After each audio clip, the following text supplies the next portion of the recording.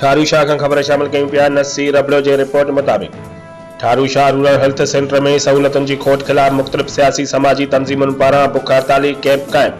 DHO नोशहरोफिरोज खिलाफ नारेबाजी। ठारोशा में मुख्तलिफ सियासी समाजी जमायतन SUP जिस्म STP सजाॻी फॉरम ऐं सिविल सोसाइटी पारान रूरल हेल्थ सेंटर ठारोशा में लेडी ॾाक्टर वियमघर नवण दवाउन की खोट समेत सहुलतूं नवण खिलाफ एहतजाजी कैंप क़ाइम कई वई, जिते अॻवाणन सागर सौमरो शबीर उजड़ रज़ा बेहण अलीशेर कीरियो मुश्ताक अब्बासी मलूक मस्तोई इरफान डायरी ऐं ॿियनि चयो त ठारोशा जे सरकारी अस्पताल में ईंदड़ मरीज़न खे का बि सहूलियत नथी मिली।